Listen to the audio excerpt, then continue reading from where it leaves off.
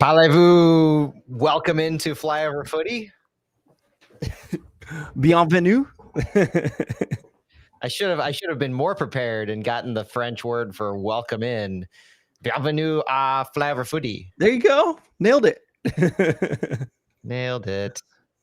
Good stuff. As had to get into the spirit of things, at the very least, right? Yeah. This would be, if I planned ahead better, this would have been, it'd be fun to go to. I've been to Montreal, but I want to go to Quebec City next. It'd be fun. Quebec City. See, I had this game targeted to go to, just because not only is it the first time we've played them, but also, Canada, French Canada. It seems like it would be like the most unique away match that we could probably go to. So I was, but then the season started becoming what it was, and what can you do? Yeah, exactly. In fact, it would at this point, I think I would be glad that we didn't make any plans. So we're at home podcasting about it. Is basically. Yeah. I know. It's occurred to me. But this one's in Montreal, right? Yes. I'm not confused. Sometimes I mess that up, so I should ask that before. No, it's definitely in Montreal. Okay. I'm looking at our stuff here, and Instagram is not playing nice with us tonight, so we might not be going live on Instagram. Oh, sad. Very sad. Still working on that. Technical difficulties before we start actually recording the pod. But I'm excited to talk City tonight. Good evening, folks who are joining us. Thank you for making us your Thursday night home. And I feel like, Phil, it's been quite a while since you and I have been on a pod together. I was talking to someone about how I feel like you and I have had one in the last 2 months together, and everything else has been us just like holding on for dear life with whoever we can bring in on a Thursday night. So there's been Justin, there's been Stu, Santi. Yeah. I think Santi made one that I couldn't make, if I remember correctly. Oh, that's wild. Yeah, it's been a wild season. We've been kind of not on purpose, but accidentally copying the club in that way. I was going to say, I feel we're just, rubbing off, or the club is rubbing off on us in that regard. There's just been a lot of weird vibes this year, for better or for worse. I don't know. Yep. But I'm still I'm still excited for home games. That hasn't changed. No, I feel like not I at need all. to communicate that during the show too, because I don't know. It doesn't. It bothers me that we're losing, and it's sad in the moment. But I still love going to these games. So agreed. Yeah, there's nothing. I mean, you can't beat a home City game. You still can't beat it. Club is still like the fan experience. The club, it's all still second to none. Completely agree. And the more stadiums I go to, the more I believe it. Honestly, I went to Germany. Yes. And do tell, how was that? Oh, it was amazing. The short one is just that I got into that stadium, and it's humongous. It's an amazing experience because of the fans themselves. Unmatched for me personally, but I haven't been to any big games in Europe at all. So, I'm not going to say it was better than anything else, but it was amazing for me. But, still, the food can't compare. The beer can't compare. The experience, the stadium itself, as far as the quality of the stadium and the design. I mean, unmatchable. So that's awesome. Happy to hear that. Still winning in that regard. Yeah. Good deal. Love it. Sorry, I'm delaying us. We should probably get on with the show though, huh? Yeah, might as well. We're not going live on Instagram tonight, so that didn't work out. Oh, sorry about that. Do you want me to try real quick before we go? I think we would have to end the stream and then restart it. Okay. So we're not going to do that. Take your word for it. All right, here we go. I'm going to try a little French. Oh, what stadium did you go to in Germany? Doc Stuttgart. So yeah, had a great time. It was Stuttgart and Mönchengladbach, right? Yeah. So I got to see Scally, and I mean, there was a chance I could have seen Gio if he started, which was I was so excited that that's the game that I had picked because it was possible. Didn't happen, obviously, but it would have been cool. So, oh well. And lots of stories there, but I can't tell. We don't have time. Find Phil at the next City game, and he will regale you. Exactly. All right, here we go.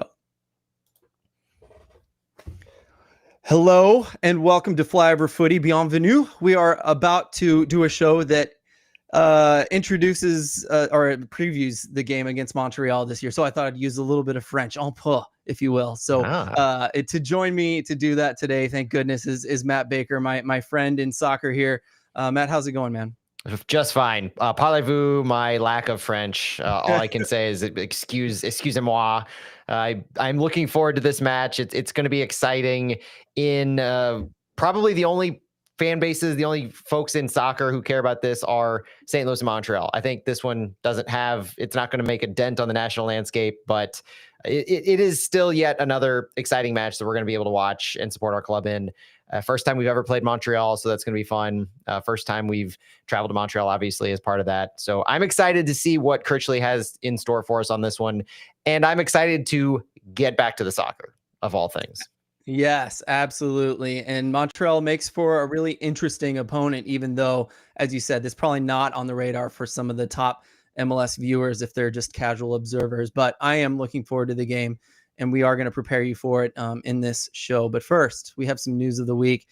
Really happy news here. You know, proud of USMNT has been a little bit rocky lately. There was a nice win in Japan or against Japan, and a sad one against South Korea. But one thing USMNT did well that I saw online is that they got every single age group a training session in this international window. So well done to them for that. And St. Louis City gets to celebrate as well for lots of call-ups, Matt, right? That's right. We knew Makai Joyner was called up to the U20s, and he's now back with the club. But this week, it was also announced on Wednesday that Academy players Sam Anderson, Ryan Cloninger, Eddie Niles, and Blake Wilson have all been called up to the U.S. U16 Boys Youth National Team for their upcoming domestic training camp in Fayetteville, Georgia from September 12th through the 19th, led by head coach Paul Simpson. This is the first time that St. Louis City SC has had more than 3 players called up to their respective national teams at one time. All 4 players will be making their debuts for the U16s. Anderson and Cloninger marks their first ever national team call-ups. Eddie Niles debuted with the U.S. U15 national team this past March and earns his second call-up, while Blake Wilson previously made 4 appearances for the U15 side, now makes that jump up to the U16 level. So massive congratulations to these 4 young men. We are excited that they're part of the St. Louis City organization, and we cannot wait to see what their futures hold, not just for us locally here with City, but their national team careers as well. And the City SC Academy midfielder Samuel Harris has earned his first call-up to the U.S. U15 men's youth national team, their domestic training camp, along with the U16s in Fayetteville, Georgia, from that September 12th through the 19th. Head coach Ross Brady for that one. This marks Samuel Harris's first ever national team call-up. Harris is the 5th City SC player to receive a call-up to the U15 level, joining Owen Jorgensen, Blake Wilson, Kane Krause, and Eddie Niles.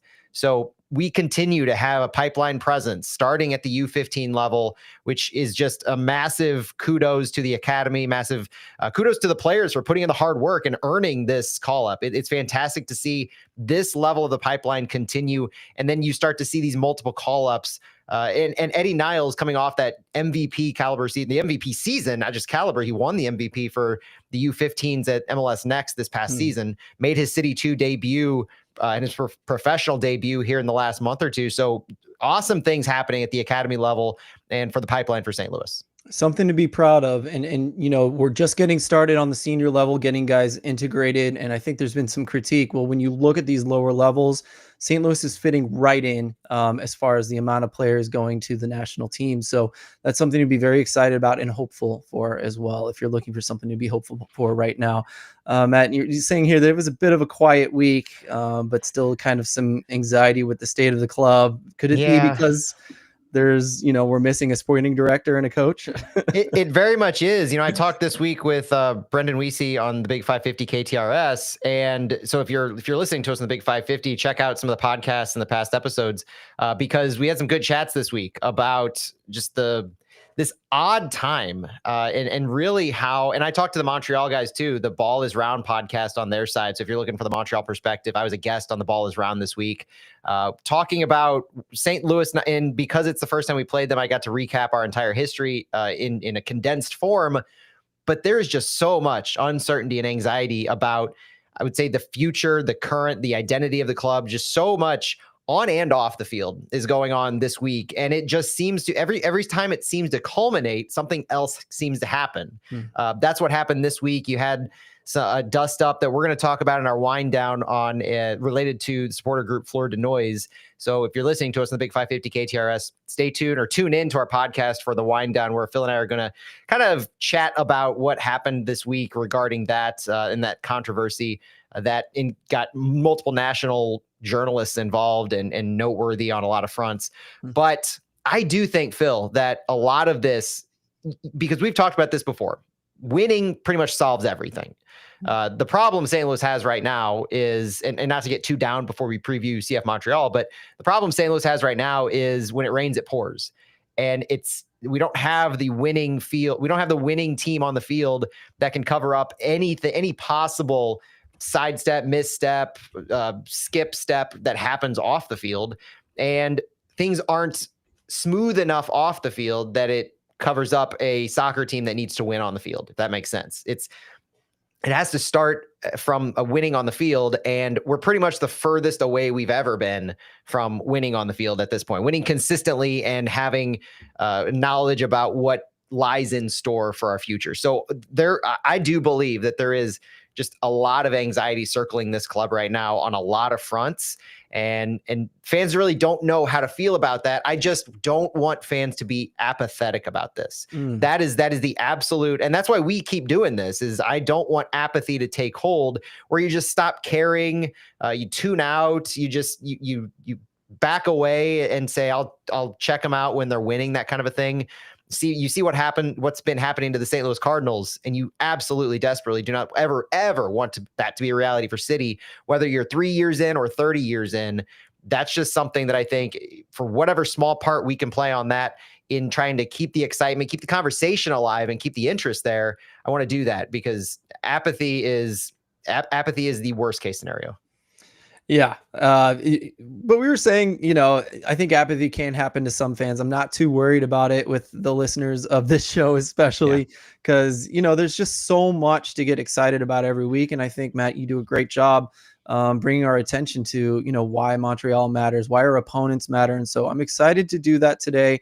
But I am, it's sad that this has become such a big deal, this thing that we're going to talk about in the wind down, but it is also important to pay attention to it. So in a way, I'm kind of glad we're not just letting this be a bump in a successful season, that we're going to get some time spent on that. So do tune into the podcast if that's something you would like to talk about. The cool thing I think that we're proud of, at least, is that we like to look at all sides and we like to keep the emotion at a minimum. So I think that's what our main goal is here today, and to try to come up with some good ideas on that. So if you're looking for drama, this isn't the place to get it in most cases, but we will be talking about it thoroughly today. All right, let's push that to the side. Let's start digging into a little bit here what we're going to see against Montreal as you listen to us on the Big 550 KTRS. Take it away, Matt. Well, the first big thing to remember, and this is kind of the opposite of what I was just talking about don't be apathetic, is unfortunately the big overarching story related to this match is that we have multiple possibilities to be officially eliminated from the playoffs with this game. The following scenarios are in play to remember that if one of these happen, we will be eliminated officially from the playoffs. If we lose straight up to Montreal, we're out. That would put us, I think, still 13 points behind San Jose with 4 games left. The math doesn't add up. So a straight loss to Montreal, and we're officially out. Otherwise, a draw at Montreal and a San Jose win, or a draw versus LAFC. A San Jose win and a draw versus LAFC. Or a draw at Montreal and a Houston win at Colorado. So we're watching San Jose against LAFC and Houston, Colorado. A San Jose win against LAFC and a Colorado win against Houston. So we could be eliminated even if we win in that scenario. Or a San Jose win against LAFC and a Colorado draw versus Houston and a Real Salt Lake win against SKC. So very much out of our hands in a lot of ways for this. There are 3 scenarios in which we could kind of force our own hand here, with a straight loss, a draw, and a San Jose win or draw, a draw from St. Louis against Montreal, and a Houston win against Colorado. But otherwise, if San Jose wins, Colorado wins, Real Salt Lake wins, those are all bad things for us. So that's the big overarching thing to remember. And if you're a scoreboard watcher, you can pay attention to those 3 games as ones that impact us. Otherwise, there's not a lot. There's no tape on CF Montreal against St. Louis. First time we played each other, we alluded to it earlier, talked about it before we started recording, that this CF Montreal team is not a perennial powerhouse in MLS, to put it lightly. And this year is no different. They currently sit 14th in the East with a 5-15-9 record, 24 points in 29 matches, 29 goals scored in those 29 matches, 51 goals against, and a minus 22 goal differential. They are 2-7-5 at home. And oddly enough, this is the second time in 2 weeks that we're going to be playing. Oddly enough, this CF Montreal team has already been eliminated from the playoffs. So that's that's the thing on their end, is they were officially eliminated last week.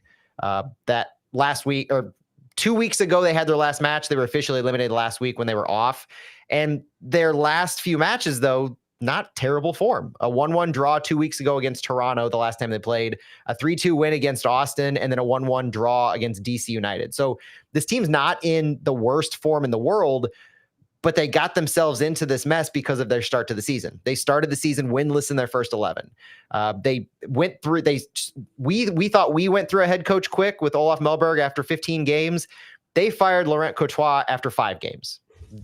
If you remember early in the season, CF Montreal was that team that pulled the trigger so quickly in the midst of their winless streak of 11 games. They have not won back-to-back games yet in 2025. City's at least won back-to-back once, if you remember, LA Galaxy and Seattle, 3rd and 4th games of the season. But also CF Montreal hasn't lost a game since 5 games ago. They're on an unbeaten streak, I think you call those. July 19th versus Chicago was the last time that they lost. And also the last time they were shut out. So this is a team that actually has been fairly consistent in scoring goals. In their 29 matches this season at MLS, they've been shut out in 9 of those, but 4 were in their first 5 games under their previous manager, Laurent Courtois. Courtois was fired after 5 games, and so you have Marco Donadel having taken the job since then, and he's fared about as well as David Critchley. His record is 5-11-8 versus Critchley's 3-9-2.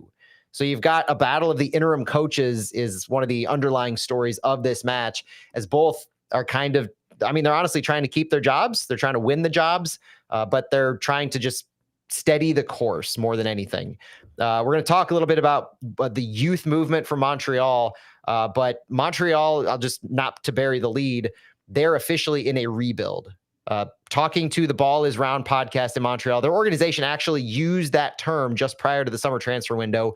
I'm told for the first time, maybe in club history, referring to what they're doing as a rebuild, setting the tone for what's to come. And I think that is an interesting dynamic to be playing against a team that has already told their fans very recently, just a few months ago, we are officially in a rebuild. So the work we did this transfer window from their perspective, to bring in some players on loan, to bring in some players on permanent transfers, it's all part of the process. And rebuilds inherently do not happen in one transfer window.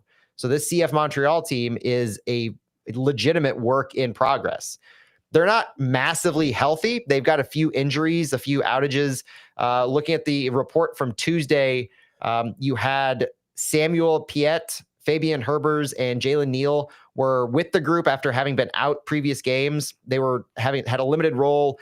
Piet and Herbers stayed with the group for some of the larger practices. You had a lot of players out with their national teams earlier this week, not unlike St. Louis. And then you had a couple injuries. Giacomo Vrioni was injured. Ivan Jaime, who we're going to talk about in a minute, performed very well in training. Those are some of the notes from the CF Montreal side. The biggest storyline, though, for CF Montreal is this rebuild. They have enough players. We're going to talk about some of their key players in a minute. But Phil, what do you think about playing a team that is actually verbally told their fans that they're in a rebuild? We haven't, I think, had that experience this year of playing a team like that. And it's very rare that in soccer, especially, you get this label attached to your team that you do yourself. It's interesting because, if we think we've had it bad, like this is nothing. Montreal fans have suffered and suffered and suffered, and they don't spend money. They're often the team I point to, though, to say, you know, a lot of, not this season, but other seasons, like they've done pretty decently well with spending very little money. And it's like, what, you know, being successful, no matter what our roster is possible, right? Because look what Montreal is able to do certain years of their season. So them being in a rebuild was actually kind of surprising to me here, because they're always kind of looking for good deals. They always bring in underestimated players. They always bring in a lot of youth to some extent. So it was something I was excited to kind of watch them do. And so I'm excited to see the rebuild too, because if they are able to bring in players that can play and hit above their weight class, like a rebuild could be really fun to watch if they do a good job. You know, my only worry, did they say anything about like, is it really a rebuild? Are they like kind of curious about whether this is actually a rebuild or if they're just kind of saying it's a rebuild? Well, so as far as player turnover and focus and, interim head coach at play right now, it sounds like what we would think of as a rebuild, referencing, Major League Baseball or the NHL. And in fact, I think what I'm told is one of the reasons that they did this potentially is that the Montreal Canadiens in the NHL did a rebuild recently. They've just got done, I think, basically completing it. So they feel like they've turned their roster over. They've turned it around, and it's been a successful last season. I don't know the record, but I'm told it was fairly successful. So I think this also might play into local perception, where the fan base that, teams fight for viewers, they fight for eyes, they fight for fans. And so in the local Montreal market, having a Canadiens team that has just had a successful rebuild that you refer to it as makes it easier for soccer fans to understand, all right, this is what we're going through. You may not be familiar with this term, but like, you're familiar with the Canadiens. It's hockey in Canada. Come on. and you saw what the Canadiens just did. We're doing something similar. I kind of think that's what we're looking at here. But time will tell if they're actually successful, because like you said, long suffering Montreal Impact, CF Montreal fans here. Yeah, it makes me even more curious, right? Is it a PR move? But Yeah. We'll see. Rooting for them, because, you always root for the underdog, and they are every year. They're the underdog, right? Yeah, we're starting to become that too. People are already forgetting what St. Louis did in 23, and we're not doing ourselves any favor to get outside of that at this point. Absolutely. Coming into this match for us, 14th in the West, 5-17-7, 22 points in 29 matches, 34 goals scored, 51 goals against, minus 17 goal differential. One win in 14 away matches, 1-11-2. We are 3-9-2 under David Critchley, like I said, and it's been a slog these last few games since that 3-1 win against Nashville. We've got our 1-1 draw against Dallas last weekend, 3-2 loss against Houston, 3-2 loss against Vancouver. I said this stat last week. I'll say it again. We have more losses this year than last year, but if you're looking for the silver lining, the goals allowed, we're still, I think, on pace right now to allow fewer goals this year than we did last year. When all said and done, we have 51 goals allowed with 5 games left, compared to 63 goals allowed all of last year. So we got to tighten it up a little bit, but 12 goals allowed in 5 games, it should be doable.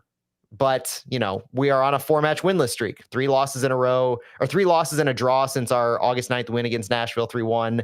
Haven't recorded a point on the road under David Critchley in six losses in 6 away matches that Critchley has managed.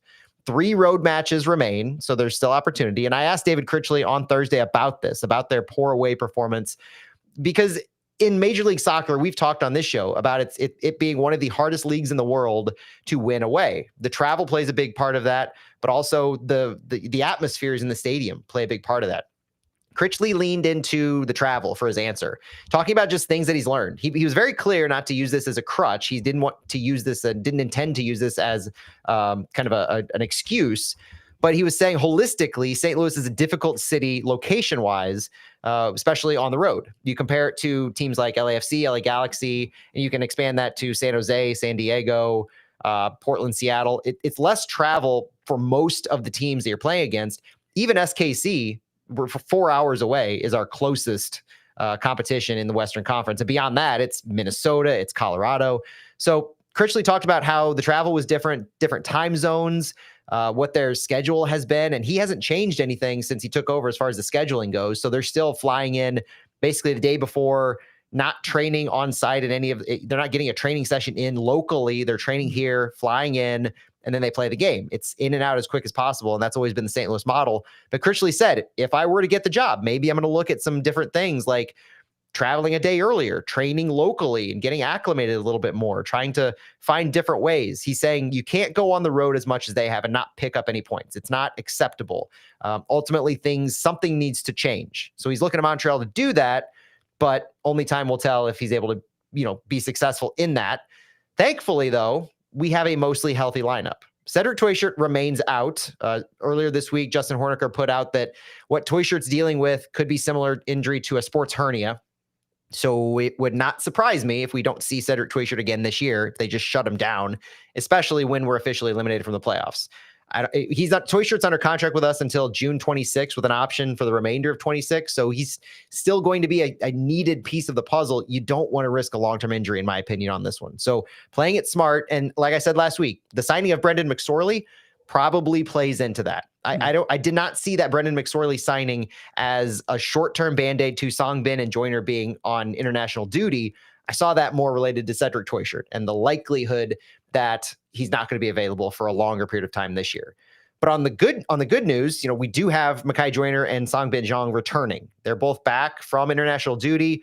David Critchley said that they're all fit, they're in form, and they're going to be available for selection on Saturday. So I would expect Songbin to return right to the starting 11 personally. But Simon Betcher, not at training on Thursday. He picked up a knock of some sort on Wednesday, has some pain in his foot, and so they're going to be evaluating him and seeing what, if there's any structural damage, what's going on. They're looking at that today, or they're looking at that on Thursday. So we should find out on Friday when the availability report comes out if Betcher will be able to go. But the club themselves also will find out on Friday the extent of what's going on with Simon Betcher. So we hope the best for him.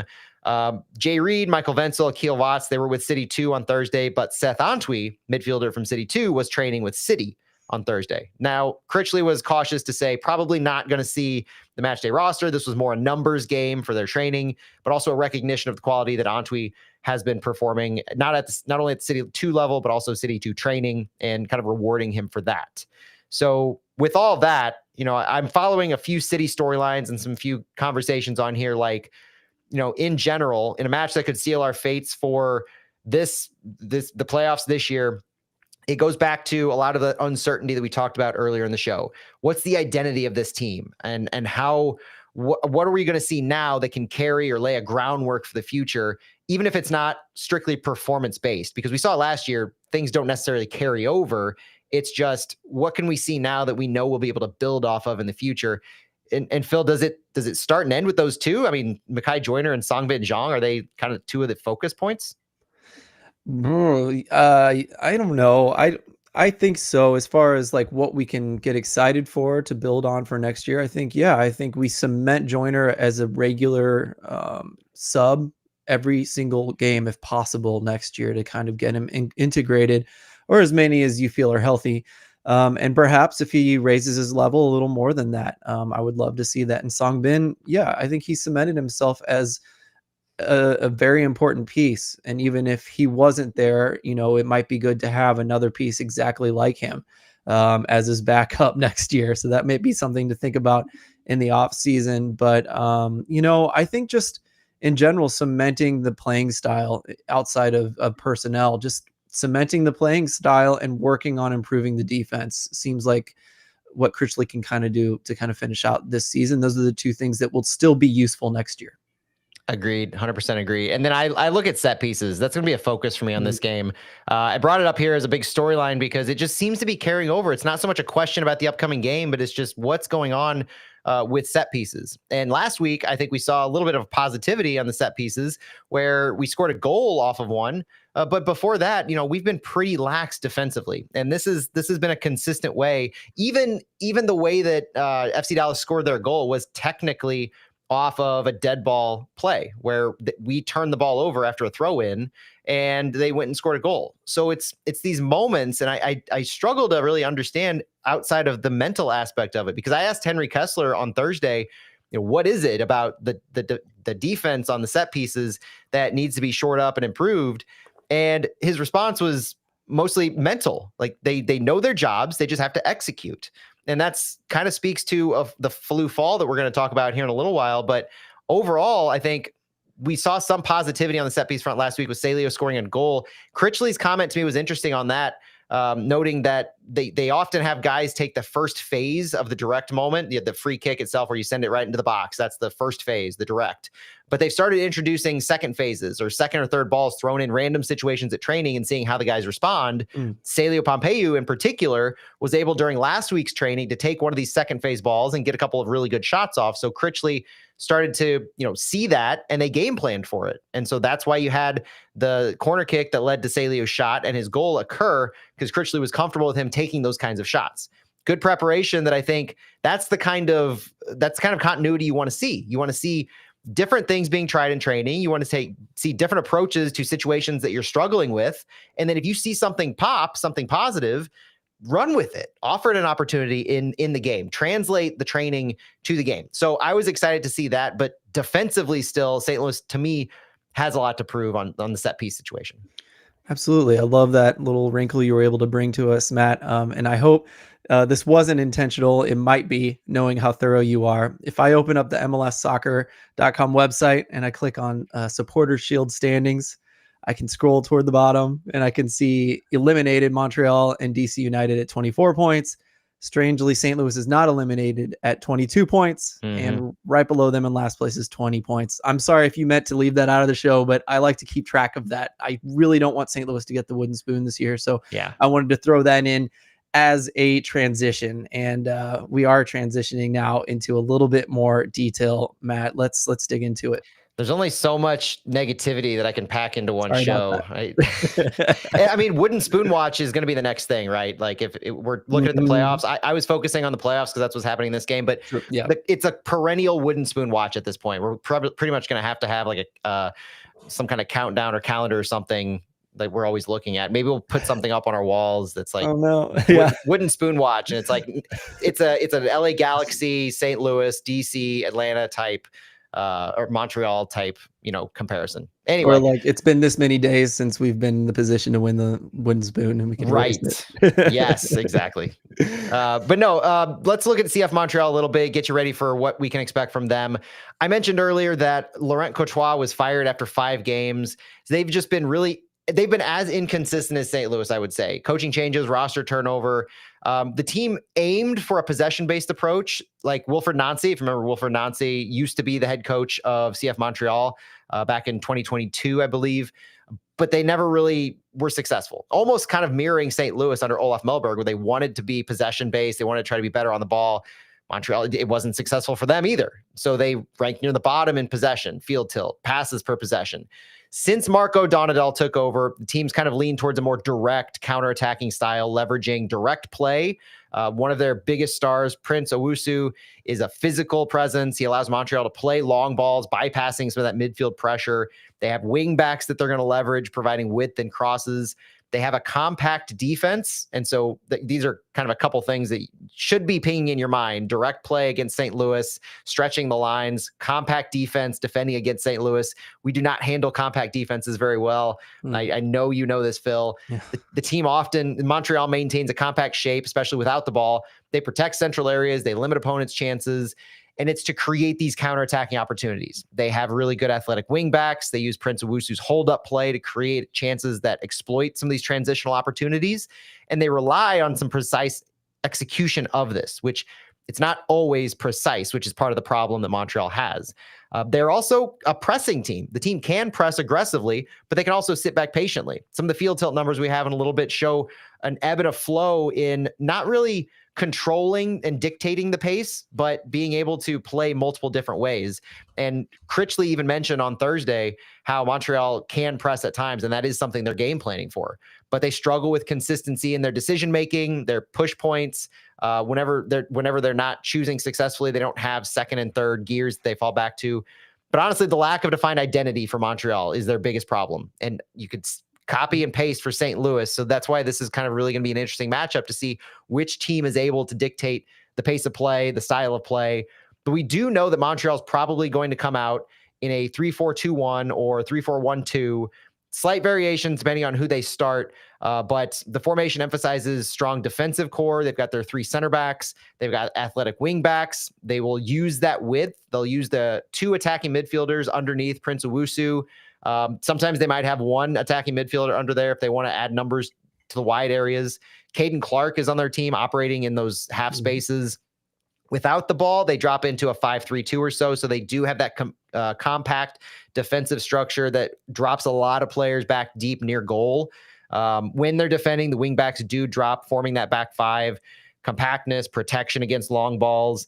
Against a St. Louis team that likes to bomb high on the wings, it's going to be really interesting to see how this plays out. But earlier in the season, under Laurent Courtois, they had flexibility. It was disorganized. And so Marco Donadel has leaned a lot more towards this 3-4-2-1, 3-4-1-2, kind of mirroring opponent setups, trying to create 1v1 matches throughout the pitch, not trying to overload necessarily areas, but defensively at least, setting up 1v1s in multiple areas. This Montreal team, like we mentioned, they're in a rebuild. Part of a rebuild is youth development, investing in your young talent all across the field, developing players from the academy on up. So that's kind of the mindset that they're in. They're creating depth at center back. They're creating strength at their wing back positions. Physical presence of Prince Owusu, dominating the air, hold up play opportunities. These are some of the strengths that Montreal has. Youth is kind of an argument on if you want to use that as a strength, but it's a feature, I would say, of Montreal. But the other side of that is the lack of proven talent. The emphasis on the youth movement means that they don't have, almost by design, these established stars that are taking center stage. It can lead to inconsistency. It can lead to a lack of that veteran presence. And David Critchley talked about it on Thursday. If they roll out the younger lineup, Critchley wants the experience that City has to take over, using the age and experience, because City's game planning for the last 5 or 6 games that Montreal had, where they have had good results. But if they roll out a younger lineup, St. Louis is expecting to be able to use their age and their experience to their advantage. Couple key players to watch real quick. Prince Owusu, target forward, leading goal scorer, 12 goals, 3 assists on the team, leads the team in goals. Physical, good first touch, good aerial ability. He will be a dominant force in the box. He's a good hold-up play forward, but limited mobility. He relies on service, and it can restrict his impact if the team struggles, if they're not able to get service into the box. So St. Louis disrupting some of those passes is going to be important. Ivan Jaime, midfielder, designated player. He was signed as a DP in August as a loan from FC Porto. He brings creativity and flair into the midfield, so he's going to be that underneath player. Ivan Jaime, watch for him. Efren Morales is a quality center back defender that they acquired from Atlanta in July. He adds depth, but he hasn't had that much time to integrate. The other area that they've added some quality is at goalkeeper, Thomas Gillier. He was a backup when he first got here, acquired on loan from Bologna FC and in July, and has started, I think, their last 5 games. So he came on, he sat for a moment, and then he started Leagues Cup, 4 MLS matches. He's 1-1-3 with 7 goals allowed in 5 matches. So not a bad performance. Very cool. All right, Matt.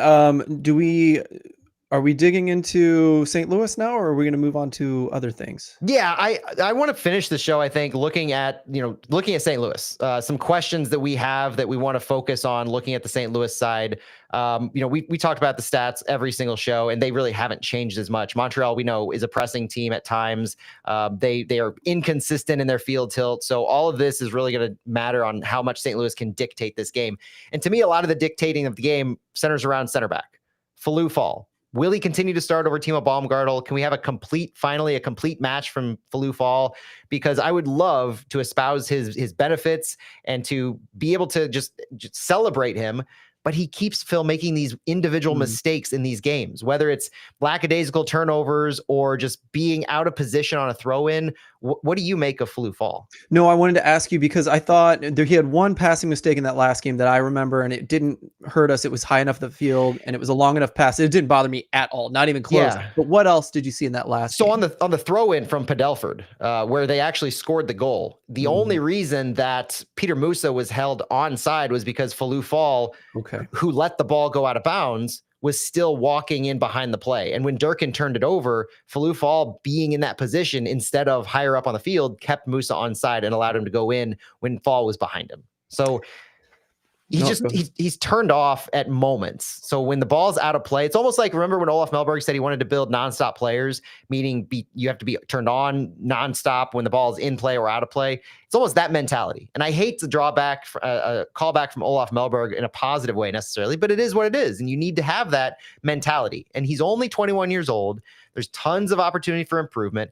I just don't want this to be an extended trend because 21-year-olds also have, I don't want to say fragile mentalities, but if you have multiple games in a row making a mistake that costs your team now 4 points total, I think that if that continues, the mental aspect of what that can do, I think is harmful. So that's what I worry about. I'll just say that, when you have a losing team and a team that struggles on defense, Fall shines more than anyone else in the back line. It does feel better overall throughout the game. But I would say almost every coach out there would, unless you're not struggling, if you're struggling, you just want these rocks in the back that aren't going to make any massive mistakes, even if they're flashy. So especially in the back where mistakes are even more disastrous. So, I'm looking at that physical striker and I'm looking at Fall having mistakes here and there. It's going to be really hard for Critchley to not start Baumgartel, I think.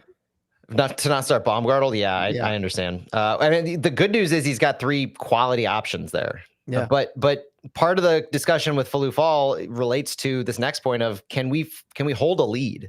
Can we gain a lead, but also can we hold the lead? Because after another loss 2 points last week against a 10-man Dallas side, we continue to ask if City can stay strong enough for 90 full minutes plus on the mental side and not give up a goal right after we score one. And you almost can't analyze that from a statistics perspective because there's, like we just talked, there's no stat that can back up Fall's impact to that goal, but we know he had it. And so it's the mentality. It's very much mental, emotional, whatever you want to look at. It's not that physical, tangible, they're not making enough passes type of a thing. And so while we're for all intents and purposes eliminated from the playoffs, and this could be the game, the question is, can the guys remain sharp enough the entire time to not just win Critchley's first away game, but to be able to do what it takes in the course of the game to hold out these leads, get a lead and then hold it. Yeah. And I keep asking myself, are they not set up to succeed? It feels like they should be, right? Especially with the lead. But that is a question, right? And I don't think we've answered that necessarily. Not something we will know necessarily either. But I will say, it does feel like these guys are not, playing for the badge, or they're not playing for each other. It feels like they all have their job and they're out there to do it and move on with life. I guess that's a vibe I've been getting. That's not proof. That's not a fact. It's just like I'm starting to run out of answers, and that tends to be what I fall back on for better or worse.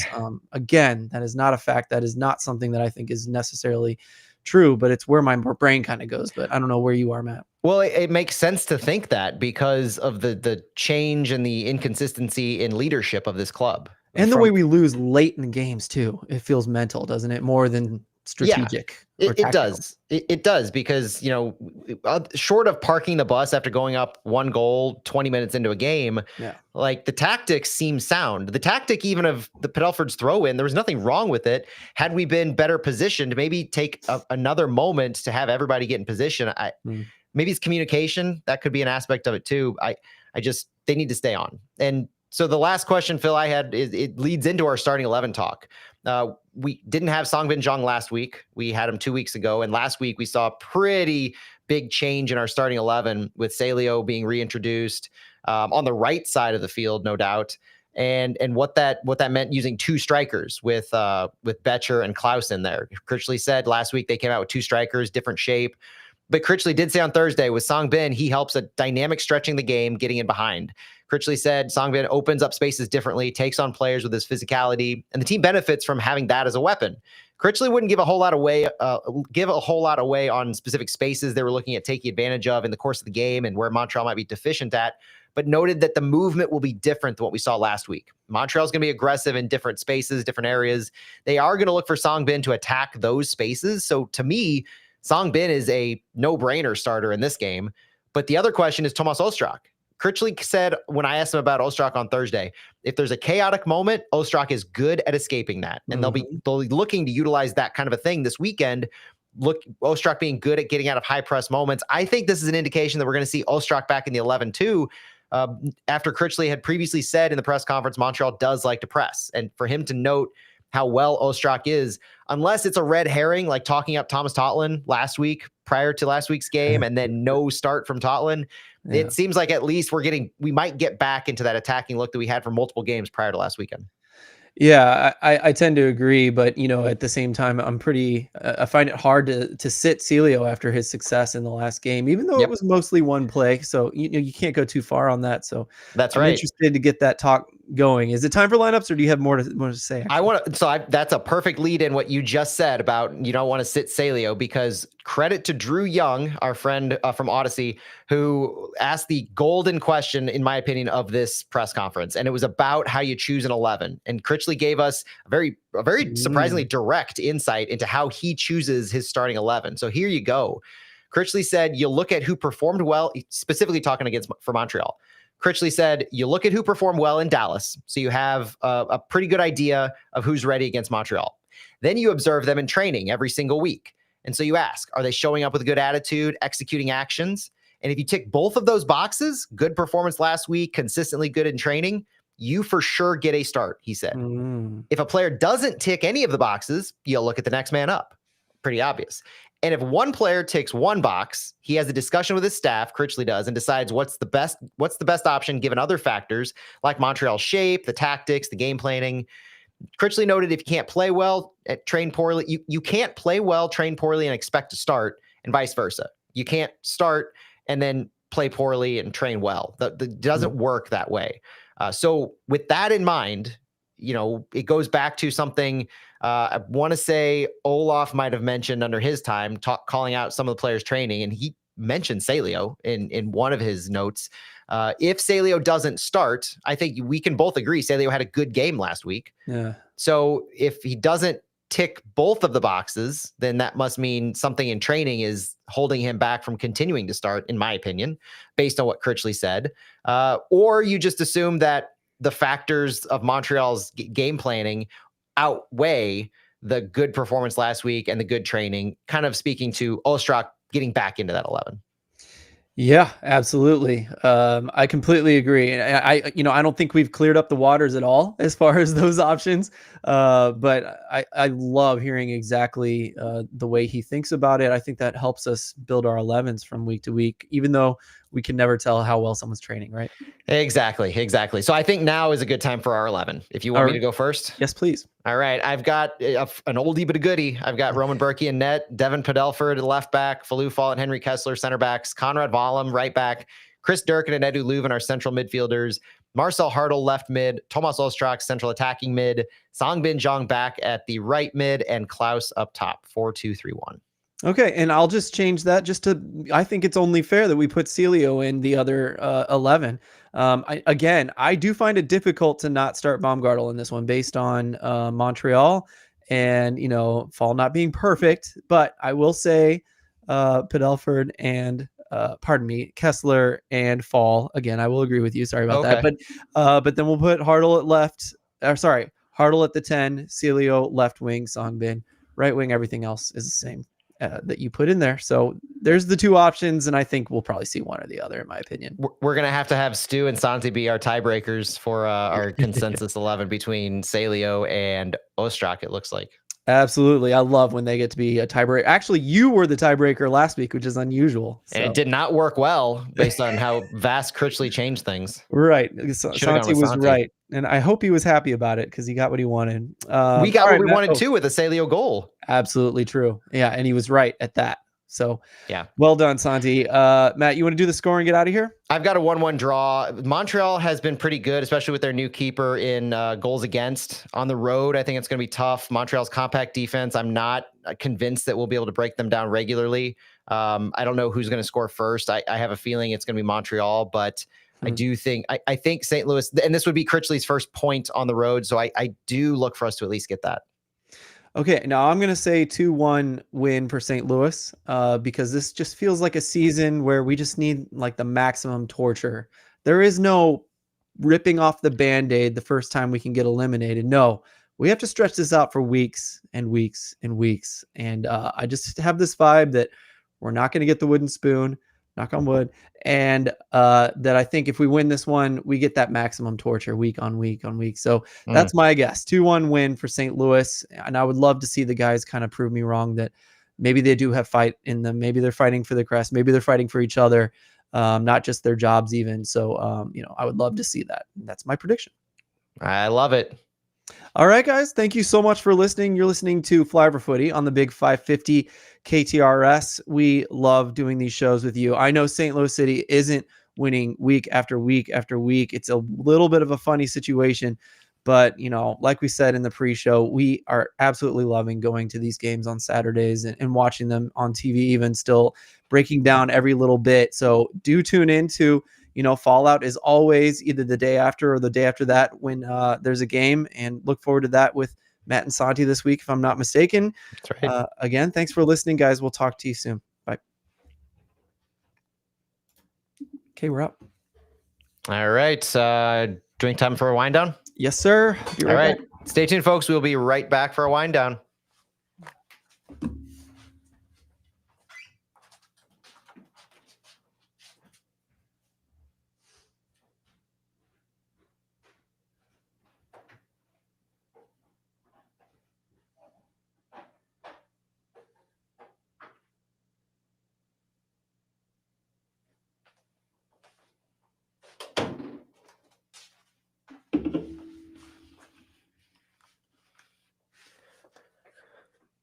I think that's the comment I like the most, Aaron. It would be nice to win a few and finish ahead of Kansas. I think we're a handful of points down on them at this point, and not much more to fight for. But you can create your own fun things to fight for, I would say, and that's definitely one of them.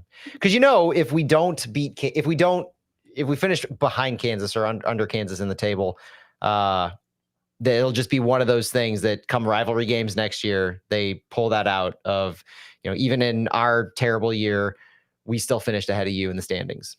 And unfortunately, it's going to be kind of a Herculean task at this point, even to catch them, being 5 points down with 5 matches left to go.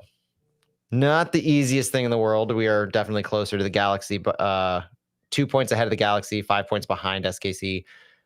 So it's going to be tricky. If you guys have any questions, toss them in the chat. Love to answer those while we get into, let's see. We're going to get into the Fleur de Noise discussion on what happened, kind of recap that as best we can, and then kind of let some of the conversation you guys have drive that. And anything else Phil has in mind?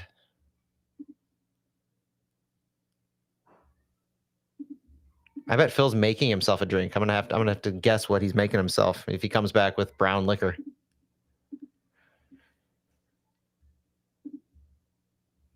There was if you didn't listen to the press conference, there was a lively conversation with Henry Kessler on pizza that legitimately had to be cut off by City. Their PR team cut off the question on pizza after finding out that, breaking news, Henry Kessler has never been to Emos. Saw Aaron's question and I got completely sidetracked. Henry Kessler's never been to Emos. I need to go back and check the tape on where his favorite pizza place is, but never been to Emos. Very interesting. Season-ending live show. Well, we should do another live show. That's probably a pretty good idea. If not a season-ending live show, then either an off-season live show or season opening live show. One will happen before City kicks off for 2026. I'm pretty positive of that. And I look back on the notes from the press conference, and I don't see the pizza question at all highlighted in the notes. That's hilarious to me. Phil, I was lamenting the fact. Yeah, no, there's definitely a full minute plus gap in the press conference minute like previews where they give like topic and timestamps. Definitely a big gap, which I just kind of skipped over. It's still recorded, obviously, but that's just funny. Oh, okay. So we didn't miss anything. They didn't like redact anything. No, they didn't That's what I thought redact you were it. gonna say. No, they didn't remove it from the press conference. It's just like when they send out the notes of, hey, here's where you can find such topic, such topic, such topic. It's like there's a gap of a minute. That's so funny. It's hilarious. Yeah, we can start with some of these questions, some of these comments too, because these are very topical. Except for the dressing up as the Titanic band for the live show. That's a legit comment. Gentlemen, it's been a pleasure. Oh man, Arturo's. I think you're right, Aaron. I think he did say Arturo's. And I think just like them, we're going down with the ship, right? Like we're not giving up. No. We will finish this season out. No, and something you said towards the end of that, I'm gonna start with when we open up, because it's a very St. Louis. I feel it would be a very St. Louis-y thing to do for this to happen. So I'm ready whenever you are. Okay, here we go. Welcome everyone to the wind down.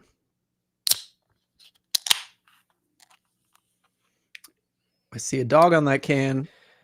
Yep, in honor of delicious beer, we're having an Urban Underdog from Urban Chestnut. Well done. No other dog related merchandise or promotion here, but it fits the bill. It does. Petey.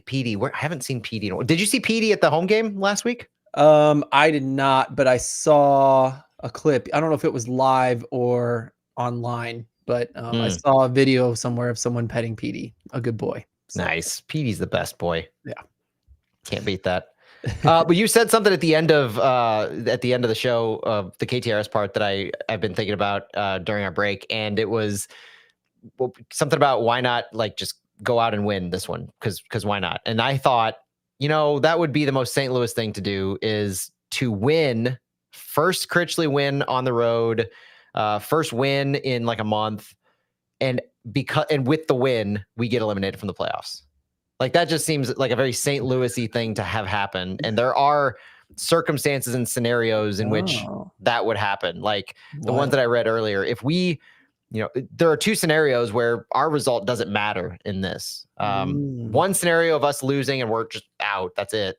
Two scenarios where we could draw and be eliminated. But two scenarios where if 2 or 3 other results fall correctly, even a win would eliminate us. Wow. So not only that, but like I'm reminded of the scene from Major League where Tom Berenger is just, let's win the whole effing thing.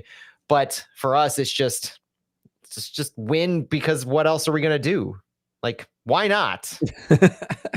Henry Kessler said on Thursday, guys are playing for contracts. Like it's not, he almost took offense to the idea of like, well, if you get eliminated, what are you going to do? Like, what's the point? I felt like he was taking offense. Like he was annoyed by the question. Maybe I was misinterpreting him, but he definitely started going into like the personal aspect of it, where players are playing for contracts. And, you've got some of the guys in our live stream chat. It's being noted that folks haven't seen or heard from Akil Watts in quite a while. I mentioned, I thought it was crazy that Watts is with City 2 and what's his name is with the first team. It's wild. Seth Antwi. Yeah, that was, and I that is an interesting comparison. I was going to say, I think it's just because they wanted to give like reward Antwi for that. And they know Akil's going to be playing with City 2 upcoming, but that's just one of those decisions of the kind of player you have. You've seen him for 3.5 years now, 1 with City 2 with City, and then half a year this year. I think the writing's on the wall there based on that. I mean, you could draw any conclusion you want in a microcosm or expand it out to the year, but you've got Jay Reed, Michael Venzel, Akil Watts. You had Josh Yarrow with City 2. I think Kyle Hebert even had a time with City 2 not too long ago. So you're getting these supplemental guys that just don't have a spot with so many healthy players now. With Cedric Toysher being the only one on the injury list, and now probably Simon Betcher too, you're just not needing all of them. So you get the minutes, yeah, but at the end of the day, the supplemental roster, you're limited in who you can sign. There's a dollar limit for a lot of those slots. And so not just dollar, but quality. And you're limited on who you can have. So we've seen what happens when our current crop of supplemental roster players have to have extended time on the field, and it's not good. by and large. There are flashes, of course. There's moments that they're quality. Akil Watts has had some nice goals and good performances, but in general, those kinds of players, I think, they don't typically last with a club for multiple years unless they're going to be rewarded with something more. Like Kyle Hebert, like Celio Pompeu, who were on the supplemental roster in 2023, both of them rewarded with higher paying contracts, put on the senior roster. And that just hasn't happened for some of these other guys. Jay Reed, it hasn't, and it doesn't seem like it's going to, given his just banishment from that left back spot under Critchley. And then, somewhat similar with Akil, and Michael Wenzel's just never had the opportunity. So we still don't know who got promoted to the senior roster to get Joyner on the supplemental. That's something I will die thinking about probably. Well, hopefully you won't have too much longer, because they should be coming out with another club roster profile here pretty soon. Okay, we'll find out. That's the next time that we'll be finding out about that. Jake Goodwood-Reich's another one where some matches he's on the roster. He's training with City, first of all. Where's JGR? He's training with City. But where is he on the roster? He's that cusp guy. He's the one who you can only roster 20 players on the match day roster. And so, if they have 22 field players in training, some players can go play for City 2, but even City 2's full up. Like, it's just a numbers game at this point where you're needed to train with the first team, but you don't quite make the cut for that match day roster. And that's the reality for some of these players. The really unfortunate thing is it's the reality for a U22 player. Like, I mean, not to go too hard into talking about Lutz again, but this is just another one of those things where I love the guy, but hard not to look at JGR as a swing and a miss at this point, based on the lack of, not just the lack of minutes, the lack of match day roster consistency, but the lack of an upward trajectory. You're wanting, and I don't necessarily call him a failed U22 yet. I hate to label somebody failed until they've moved on. Because to me, somebody's failed when they're gone. Like when they did not succeed with us, they didn't elevate their game, and then they're gone. Like I am certain we've gotten questions about Ostrak last year. Was that a failed signing? And yes. Look at this year. Absolutely not. 100%. So no, I don't call anybody failed who's still with City and still has an opportunity to right the ship. Thomas Ostrak, that is probably the greatest example we could possibly use. Celio, even to an extent, from what he was earlier this year, but Ostrak is picture perfect in that example on what he's become since right before the injury, but even coming back from the injury after he had the fluid drained from his knee, all of that, or from his adductor, I think it was, all of that. I mean, Tomas Ostrak is the example of people would have considered him a failed acquisition because he's an expensive player. He's making $800,000 a year. He was one of our first signings back in 2022, supposed to be a key piece of our spine.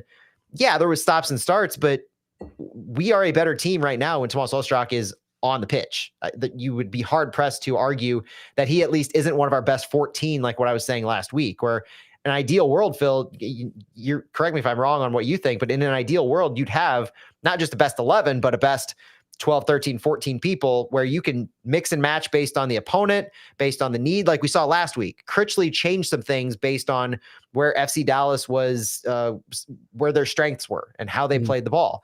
You want that best 14 or so you can move a couple people around based on that tactical flexibility. Yep. And, again, like our top 15 looks incredible compared to mid-season or, first third of the season when we had all those injuries. So it does. And even so, I think we have Ostrak on that and Celio on that, and it's awesome. Right. And, at the very least, I'm not buying into all the crazy Totland talk, but I think you could even maybe put Totland into that category if he finishes out the season the way, he could. Absolutely. The thing about JGR that's kind of frustrating is, you saw the beginnings of what could be that upward trajectory, but then we got healthy and we signed Falou Fall. And so you have a player like JGR who... And he was injured at the beginning. JGR was very injured at the beginning of the season. He had surgery in the offseason. He had, I think, the flu or this massive illness that kept him out for large portions of the preseason. He did not come into the season healthy for weeks. And once he got healthy, he started to see minutes in the defensive midfield, but then especially at center back finally. And I thought he told me earlier this year that his goal was to earn a spot and keep the spot. And I thought he was on track to do that until we signed Falou Fall, because at that point, there's no place for him at center back unless you're looking at just a squad rotation player that maybe plays due to injury only, or he's not going to beat out, at least with the opportunity we've seen and the performance we've seen. It doesn't seem like he's going to beat out a Henry Kessler, Timo Baumgartel, or Falou Fall, even if he's kind of a long-term solution. And it's playing with City 2 is not an answer for JGR because, again, he's a U22 player. You don't sign a U22 and then say, all right, we're just going to have you play for City 2 because there's depth in front of you. You sign a U22 player to develop him fairly quickly. And I think that signing that a lot of people aren't even, it's not on their radar right now because he's not doing anything and he hasn't in a while, is an example of a potential failure.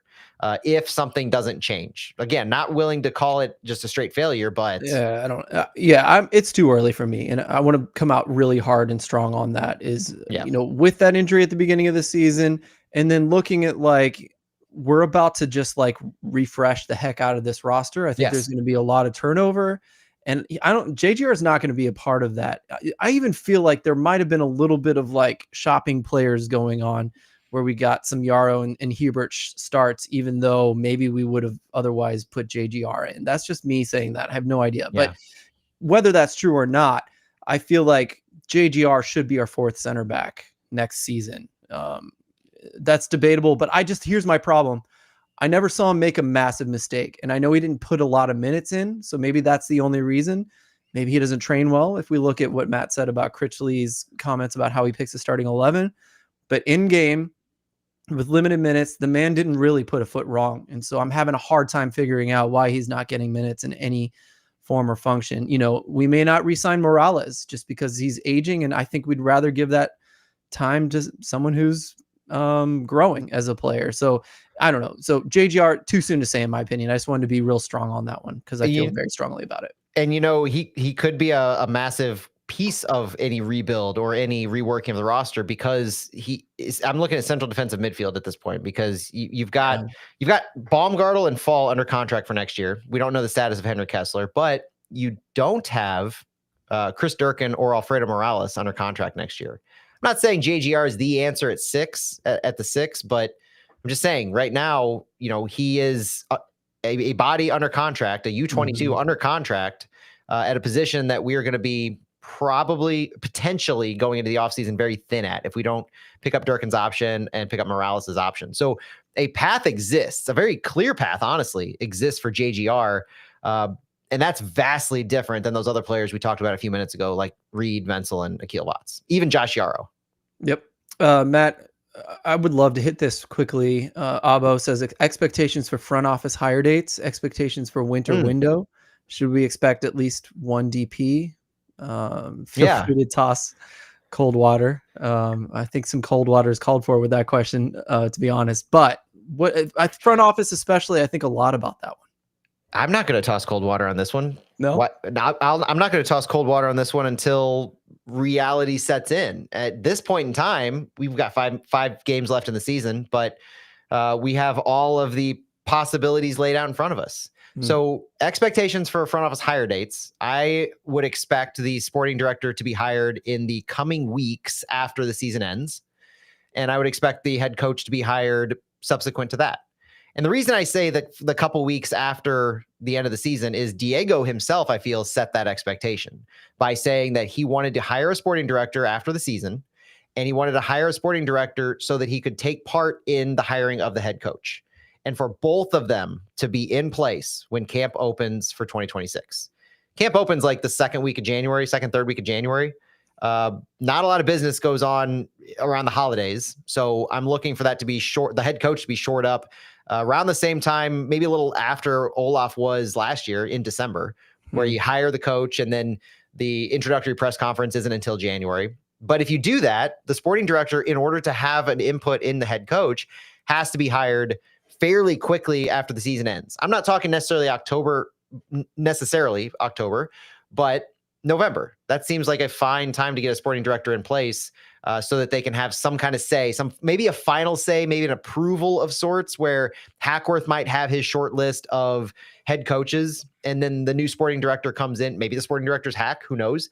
But sporting director's in place, has the short list of sorts, and is able to kind of, I want this head coach because, or I don't want this head coach because. I kind of feel like that's how this process is going to play out. When you talk about wanting to hire a sporting director after the season and have them have input in the head coach, you're gonna cull the list down of head coaches prior to the sporting director really being hired and having a say. Like, that just makes sense to me. So it does, as long as you trust Diego. I think that has to be said. Well, yes, but maybe I have rose-colored glasses on this, but I seem to be one of the only people who actually was okay with what Diego said to me and to others when he gave his remarks after Lutz was dismissed, saying he's not the technical guy. He's not going to be scouting. He's not going to be, saying, we shouldn't do this, we shouldn't do that. He's going to be the guy in the room asking questions. Well, so I guess you said the list might be whittled down. Like, who's it going to be whittled down by? I guess Hackworth, right? Hackworth is my presumption. That and so that's regardless of if Hack gets the job, he's going to be the one who mostly whittles that list down. Now, Diego's role conceptually of asking questions might impact that. If the question is, are you out of your mind with this guy? I mean, like, there's some ways in which Diego can insert himself. But he did seem, and I know he came off with, in a lot of people's eyes, because I saw the feedback in the comments, and Twellman even quote tweeted it with like the crazy eyes, seeming like it was not a good thing to say. Like, almost like you have a non-soccer guy making soccer decisions, but you do have a non-soccer guy in the sense of technical soccer knowledge. Because Diego's been in the soccer world. He's had front office roles with Man City, just not in this technical aspect. So, yes, he is signing off on it. I'm glad we're talking about this. Yeah, he's signing off on it. And I think Taylor's argument was like, he's saying he's not making technical decisions. Are you kidding me? That's his job. And semantically, that's true, right? Yeah. And so I'm like, Taylor's really smart. He probably knows like what's going on back there. More than we do, I'm sure. Right. Yeah, exactly. So I think about this a lot, and I'm like, is he saying, like, obviously Diego had a say in the coaching choice?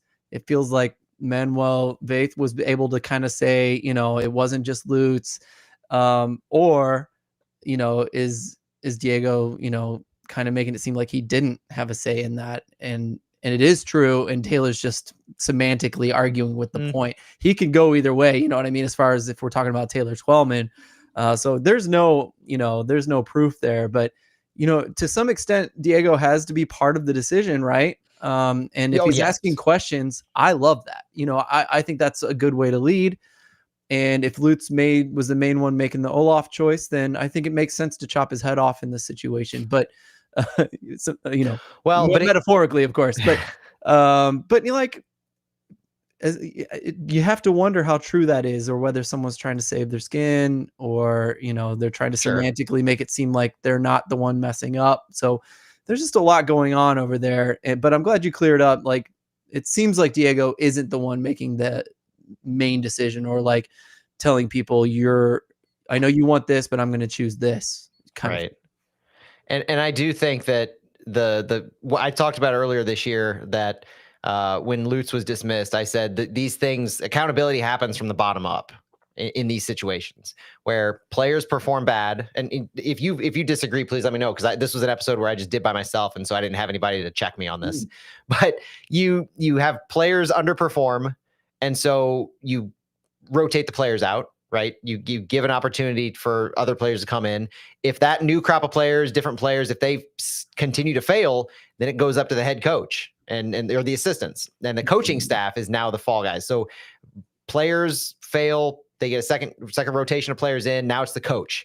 Okay. Coach fails with multiple groups of players, like Bradley Carnell kind of did, though you could argue easily that we pulled the trigger too early on him. You rotate out the coach, you bring in a new coach.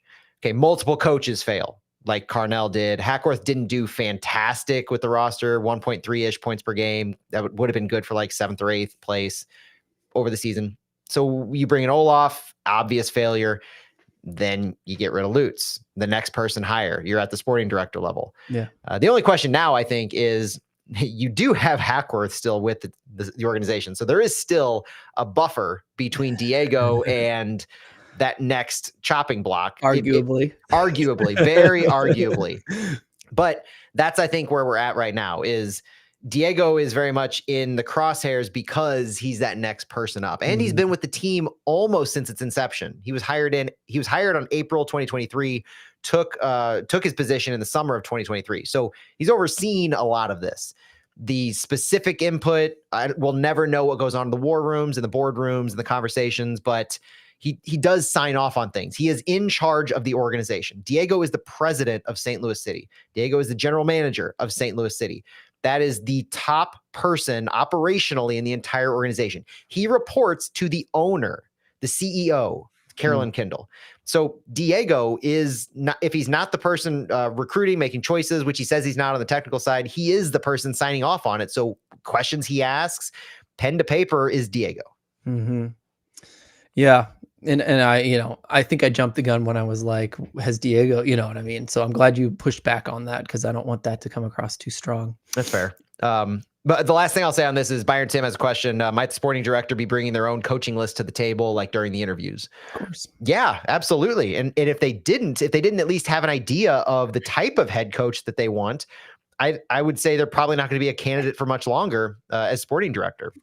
I'm not saying that they're going to bring in a separate list and say, hey, these 5 guys are the 5 guys. And if you don't run with them, I'm out. I don't want to be a candidate. I'm not saying they're like all the sporting director interviewees are going to go that far type of a thing, but that's part of the conversation. And so if you have done your homework and think of a job interview, like if you do your homework on the organization you want a job for, and you present ideas about their strategic approach or what your vision for them is, this aligns with that. This would be similar to you doing research about a company that's in the public eye that has very noteworthy needs, and you come into the interview prepared with options for them for what you can offer, not just in how your approach is, but who you would like to see in key roles that need filled as well underneath you. So that hopefully best case scenario to me is you've got synergy in that. You have Hackworth, who has his own list and his own ideas. You have a sporting director who comes in and they're actually on the same page about what they want to do. That to me would be the ideal approach. Yeah. And for me, no more reactive, firings. I think we need to see this as like, boy, this has been a really unstable 3 years. Yeah.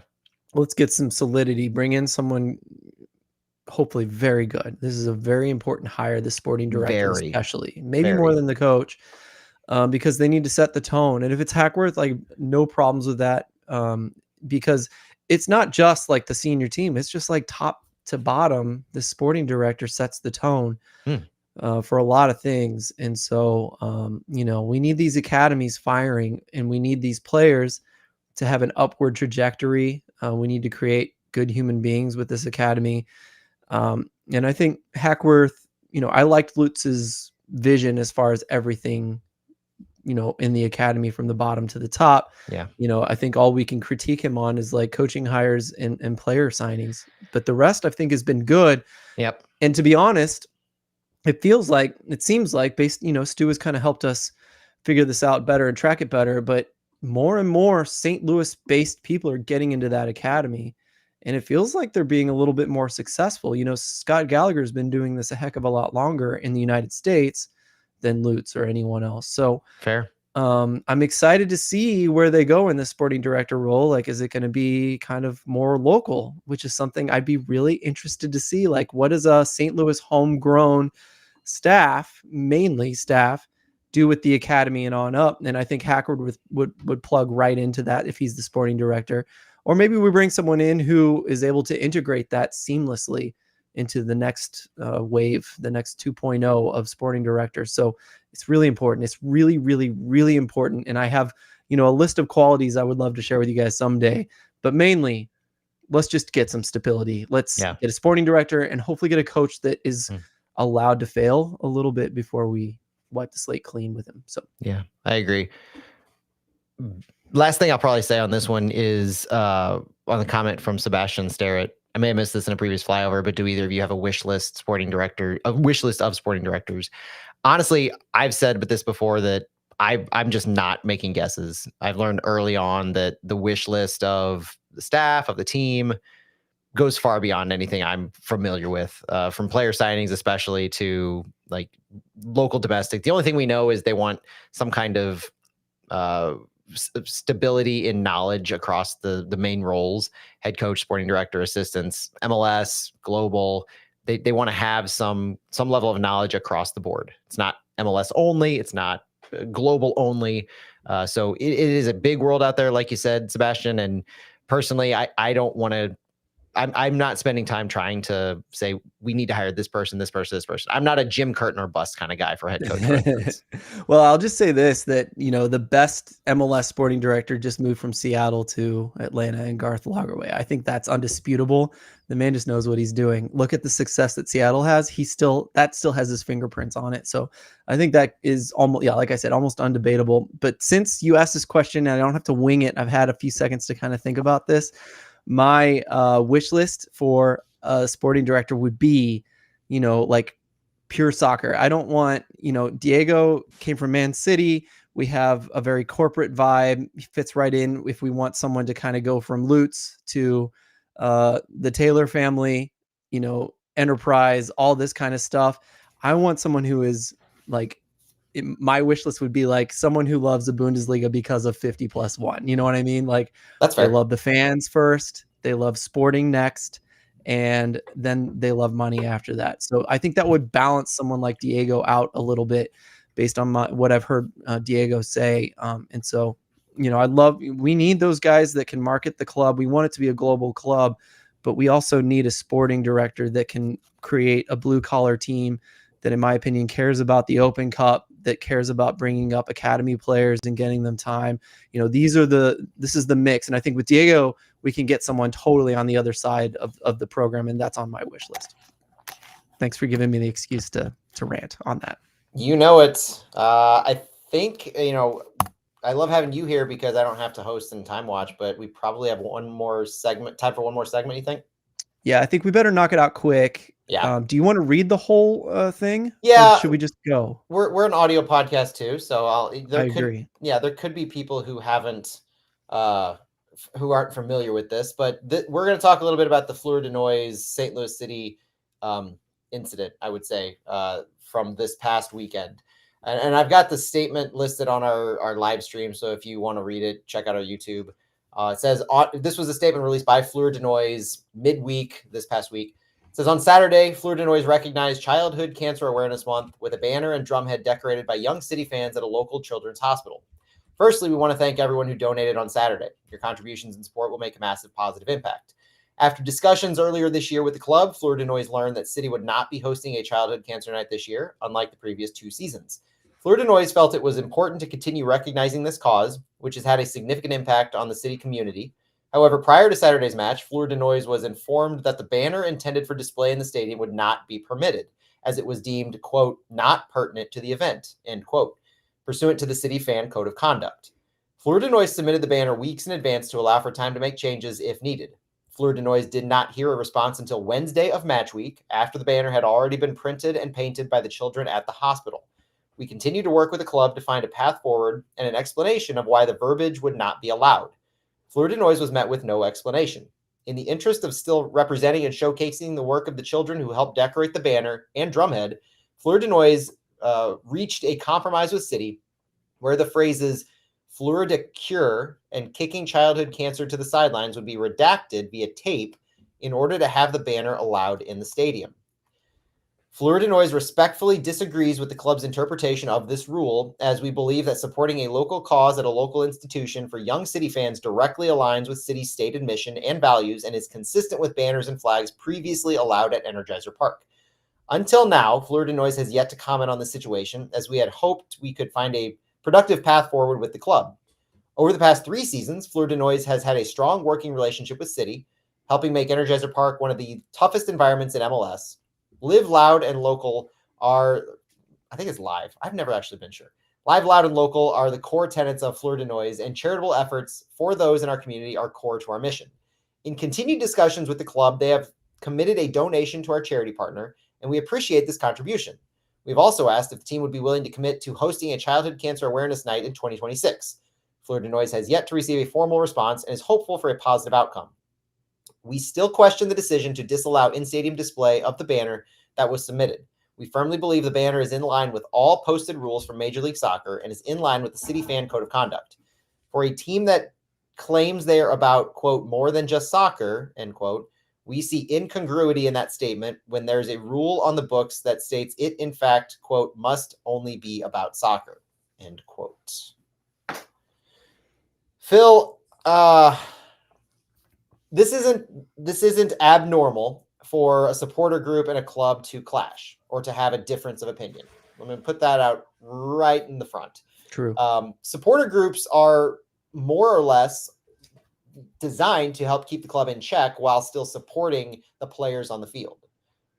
There are different ways in which this manifests itself, but it can include letters to ownership, letters to the front office of their unhappiness with performances. Sporting KC had one related to Peter Vermees. Montreal, our opponent this weekend, has had some to ownership about their frustration about investment and their performance on the field and frustration about feeling that they have a voice. This is a little different than that. The hard line that St. Louis City SC has drawn right now is that, quote, be pertinent to the event. As far as any additional banners or signs, that is beyond the scope of what they wave in the supporter section now. The North End has a ton of banners and signs. All national flags relate to the country of origin of the players on the field. All flags being flown are supporter group flags, no matter what color, what background of the flag, what your interpretation of the flag is. They are supporter group flags that were pre-approved. This one gets to something a little bit different. Some pain points on this one are that City chose not to do a Kick Childhood Cancer Night.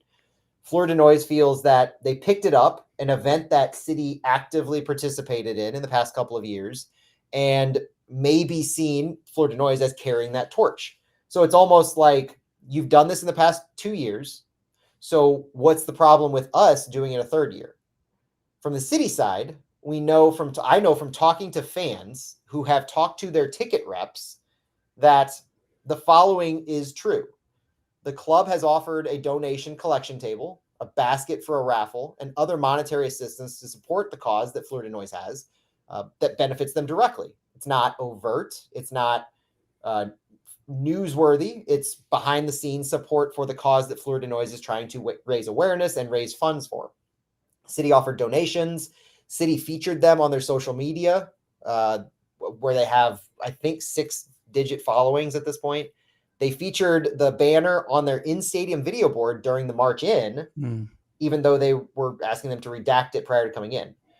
The club has also said to the fans via their ticket reps that they have shifted the focus to this year in particular, to their accessibility night. That was more of a soccer for all. It had childhood cancer survivors represented and featured, and it focused on, quote, a broader message rather than a narrow focus, end quote.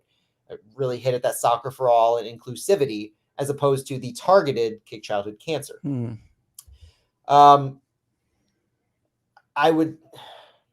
really uncomfortable elephant in the room for me on this isn't a new code of conduct rule, be pertinent to the event. That's been on the books, but I feel it may have been less stringent, less required. This may have been allowed. This is my speculation only, but this may have been allowed prior to what happened a few weeks ago. The incident that I'm not even going to actually say what it was. We all know what it was, but it involved people who don't really care for the club using an incident at Energizer Park to harass and engage negatively with the club, calling for boycotts, calling for lawsuits, all sorts of stuff. I know from talking to fans about that incident that it wasn't strictly somebody was wearing something and so they immediately got removed. It had far more to do with fan complaints than randomly picking out a person minding their own business wearing a red colored hat. That event, I am 100% positive, just because I feel I'm a smart guy, had to do with what happened here. You don't get from the points we were at prior to, you don't have any of this, to you've got, I'm pretty sure I saw the AG of Missouri at one point threatening a lawsuit. You don't have that happen and then this follow-up occur and the two aren't related. Like, let's be smart about this. And so now you have this problem, and it's an optic problem, it's a fan perception problem, it's a city problem of how they're going to navigate this. It's a potentially financial problem. Very much so. If they were to get sued. So it's really not hard to see a lockdown of sorts occurring. Of be pertinent to the event is more important than ever. To Fleur de Noise's statement of locking it down to that is almost antithesis to soccer for all in what, because if you look at what Fleur de Noise wanted to do just by itself, you can't find a person who would say, yeah, I got a problem with that. I feel those kids should have cancer. You're not, that's absurd. That's probably the stupidest thing I could imagine anybody saying or thinking. But the problem is when you get past that, when you get to, okay, what's the next step? What's the next step? What's the next thing? And you don't know. And you just had this event happen. And this is probably not just causing you bad press, but it could be, causing you a lot more consternation from that. So you lock things down. I personally understand both perspectives. I understand, and I tweeted out the club's community mission statement, like the page 2 of it, which talks about soccer for all and raising everybody up in the community and all the ways in which I felt that at face value, Fleur de Noise's banner in the verbiage and what it supports and what it was intended for should have been allowed in. But I do also understand the issues that city is facing given what happened just a few weeks ago. So my big takeaway to this is there should be changes and conversations that occur in the off season, and they need to occur with MLS. MLS sets a fan code of conduct, and each team implements it in ways in which they best can and best choose to, essentially. St. Louis chose not to have a Kick Childhood Cancer theme night this year because they chose other more broader, wider reaching in their eyes a night. And so that plays into this. So you need kind of direction. And this reminds me of that Iron Front issue from a few years ago where the Seattle and Portland, and this is, I'm not equating the Iron Front to Kick Childhood Cancer. Please don't get me wrong in that. It's just the concept of a team banning something that was a gray area in the code of conduct. And so now I think there's an opportunity to refine your policy. There are, in my eyes, some obvious things like Kick Childhood Cancer. Other, maybe you go to, if it is a theme night that the club has had in the past, you allow it, even if it's not on the theme night. I don't know. There are options out there, and that's why these discussions have to happen. And I expect there to be iterations and evolutions to the fan code of conduct every year. This, to me, it's not quite a massive inflection point, but it's an opportunity.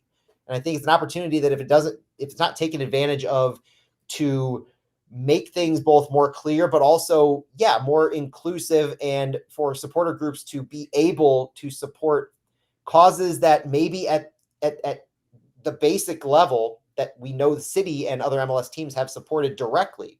I'm not saying you go turn the stadium into a charitable, billboard where you've got 50 different causes all over the place, but there's got to be a middle ground here. There has to be some kind of happy medium that allows this kind of thing when it just seems so obvious. And that's why national media, in my eyes, picked up on this so hard. That's why Jeff Reuter reposted it on Blue Sky. That's why you had other teams' media pick up on this and talk about what they're doing, because this seems, it's one of those common sense things that just seems so obvious. And I know in today's world, common sense is not shared amongst different viewpoints. Like my common sense is different from anybody else's common sense when it comes to certain things. This isn't one of those things. And so maybe start from a point of figuring out some of what those things are and trying to craft rules around that. Yeah. And I think too, we can even like add to some of this, I want to reiterate what you said. One thing that in a vacuum, childhood cancer is a good, it's a good thing, and you just allow it, right? It seems like an easy choice. But I think like a team like St. Louis has a very stringent like plan throughout the season. They have a marketing and PR and nonprofit whole plan, right? Excuse me, for the whole season. And I can see from their perspective that Fleur de Noise kind of got hold of the plan at some point along the way after they have all these things laid out and said, well, what about this? We're going to do this. And they kind of ran with it. And St. Louis was like, well, that goes against everything we just set up. We have everything set up. I can relate to that feeling, right? And so, they work with SGs, they work with human beings, they work with like SGs are very different from marketing and PR types, right? I mean, they feel something and they go with it, right? And that is magic in a bottle sometimes. And sometimes that's absolutely infuriating if you've got your whole season planned out, if you're a different type A personality versus type B, whatever. So I understand the problem and the conflict. And I just want to kind of hold strong to what you said. There needs to be a middle ground. And sometimes your plans need to be ruined by the SGs, and you need to like expect it. You need to try to allow it if you can. Now, when we look at, I'm sorry, I'm repeating some of what Matt says, but just like a slightly different perspective. When we look at the things that we're scared about, right? If we want to look at like motivations by fear, I'm not going to not say it, Matt. I'm sorry. It was a MAGA hat and it got kicked out and it became national news. That's a very extreme event. And it's scary when you're a corporation, when you're a club, when you're a team that has a lot of responsibilities. They have social responsibilities on top of all of these other things, right? And they have a plan again. And this wrench isn't just like a kick childhood, we can't let this banner in problem. This is scary stuff. When we look at the president we have, this could have become such a massive, scary thing in our lives that didn't need to be a massive, scary thing, right? Because it's just one person doing one thing, but the rules are there in order to try to avoid these problems that we've had, that we stumbled upon. And so they've been lax with the rules. Everyone's been able to do everything. Everybody's been living in mostly harmony, imperfect harmony, which is perfect, right? That's where we have to be anyway. Yeah. But now that happened, I think, like you said, Matt, they're kind of like tightening the rules because they're scared, again, fear of what could happen if anything crazy happens, like the repercussions or the non-repercussions of the SGs, the fans, the government, for goodness sake. It's all very scary right now. And I can understand them clamping down, and the outpouring of that, the consequences of that are what we're seeing on Twitter and Blue Sky. And I guarantee you the club right now is looking at that outpouring, looking at the possible consequences, looking at lawsuits, looking at attorney general. My God, this goes it's huge. Part of being a global, massive corporation in a club in the United States and Missouri, this comes with it. There's no way a USL club this wouldn't have been on the radar, right? Yeah. Wouldn't have been a problem. But these are new problems for us, and we got to figure out how to navigate them. I would say a few things have gone wrong, like maybe being flexible in certain ways and unflexible in other ways, maybe having your ducks in a row in other ways. Like, Matt, I want to give you a chance to talk about your idea because I think it's really important. The last thing I'll say is we are now scared. The club is scared because the MAGA hat thing happened. I think we as fans or supporters or even as a podcast are scared of the other extreme, which is not, again, living in fear of maybe, for example, pride flags not being allowed in the stadium because of the same idea is really scary to me and really freaking unfortunate and really sad. But now we're scared of that.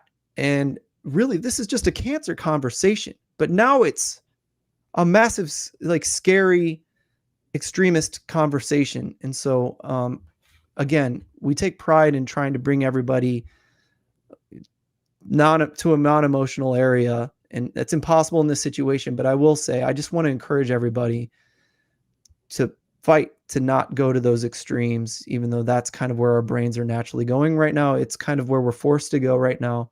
It's important to stand up for what you want and be prepared to fight for what you want. I think that's important. But I just encourage everyone to kind of try to keep a stable mind, try not to be too emotional, try to wait and see what happens here, and hope for a nice middle ground agreement of this becoming fine, right? But Matt, I think you had a great idea. If you want to respond to that, it's all you from the rest of the way out here. Well, two things. One, to your point, and I was wondering if you were going to bring up the pride question, because we talked about that in our DMs, and it's one of many things we can worry about, right? We should be, because I mean, let's get it out. I might as well get it out in the open of what my concern is, that there is a Pride Night. There was a Kick Childhood Cancer Awareness Night, and we saw what happened with the Kick Childhood Cancer banner on a non-Kick Childhood Cancer theme night. What's to say that this doesn't also qualify for the pride flags? And I would bet that, like I said earlier, pride flags in and of themselves aren't being flown in the supporter group. They are flags that have the supporter group logo on them. So it is related to the match because of the support that they show for the match. They're not, there's not words on them. There's not legislation on them, type of a thing. No. So that's where I feel there's an easy line. I agree. But the other side of it is just start from a point of obviousness. Like if you're, and I know there's probably going to be iterations of this code of conduct or of the policies in the off season. So I just urge, if anybody's listening to this that has a say in that, I just urge to start from a point of obviousness. Like if there's a way for everyone to agree on something, or for you to get a majority of agreement, then figure it out. Like start from that point. Kick childhood cancer. That feels like that should be a starting point. Okay, this should be allowed. Okay, why should it be allowed? All right, because we're trying to raise awareness of this awful disease. Okay, but you have somebody in the room who maybe says, okay, but there's a lot of diseases out there. What's to say that you're going to have something every single week, a different thing? Okay, maybe it becomes, if it was something that the club has done in the past but chooses not to do this season, fair game, because the club has already allowed it into Energizer Park at some point. Carrying the torch is a noble cause. That seems like a no-brainer. The other side of it is sometimes you got to make a stand. Sometimes you do just have to say, we're not going to make every single person in this stadium happy. People have different opinions. People have different political views. People have different backgrounds in life that they come from. You are not going to make every single person 100% happy the entire time. If you get rid of pride flags, you're quite literally going to be telling some people that they're not welcome in Energizer Park. That's how people are going to feel if you do that. If you change, if you don't allow certain other things that I feel are just no-brainers, then you're going to get yourself into a bigger problem than the 80-20 rule, for instance, where it's like, if you try to get it 80% of the way there, then you're doing a good job. That's acceptable.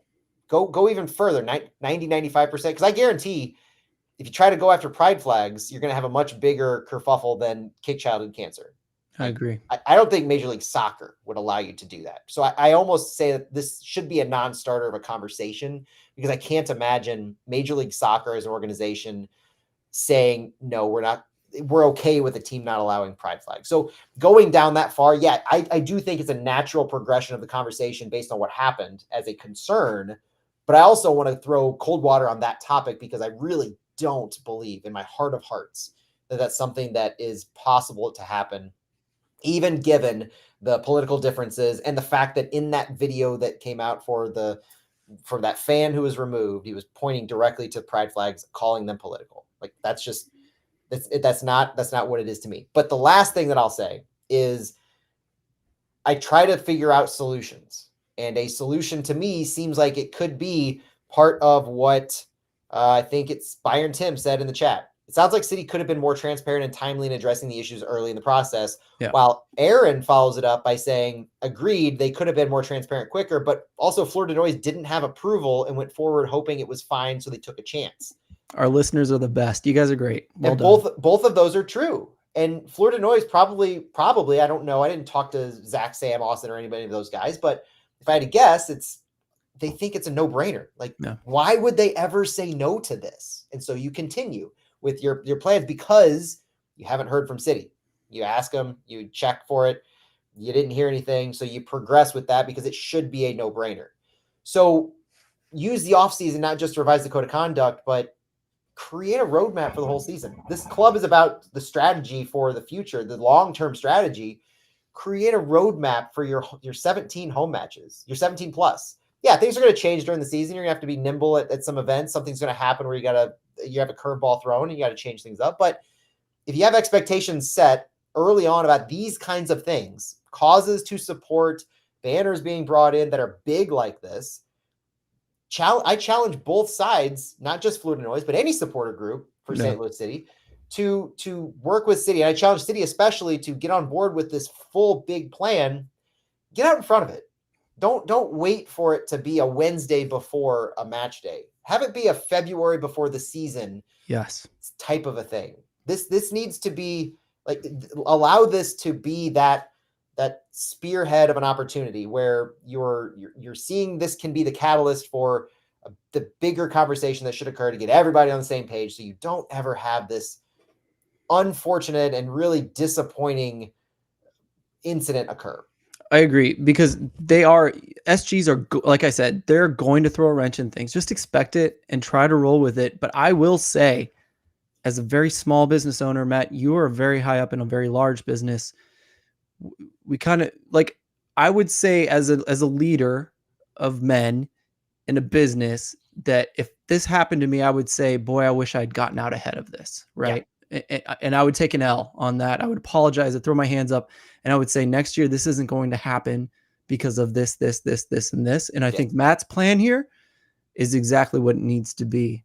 I'm not even saying maybe consider it. I'm like, if you guys don't have a map of how it's going to go next year and what's going to be allowed, maybe pre-approval of flags and banners. And then if they don't apply early enough, then the question is on them now rather than you, right? Yeah. Like, they didn't apply during a normal time. This came up last minute. We didn't allow it because we don't want any repercussions.